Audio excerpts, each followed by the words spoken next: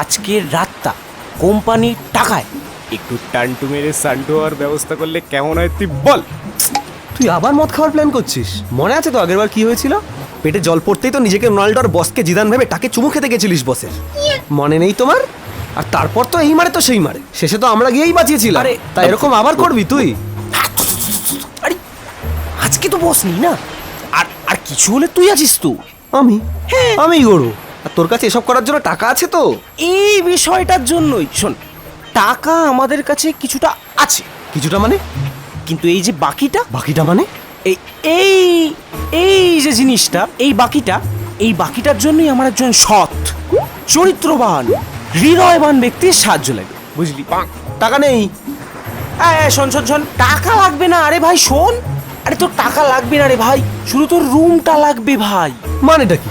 মদ তোরা খাবি, রুম আমি দেবো? আরে সেটাই তো বলছি, দেখ আমি রিসেপশনের লোকটার সাথে পুরোপুরি কথা বলে নিয়েছি, আজকে যদি আমরা একটা রুম ছেড়ে দিই তাহলে ওই রুমের যে টাকাটা হবে সেটা ওরা কিছুটা রিফান্ড করে দেবে, আর ওই টাকাতেই খাওয়া হবে ভাই, বুঝলি? তো আমার রুম কেন? অনুষ্কাদের রুমটা ছাড়তে বল না। হ্যাঁ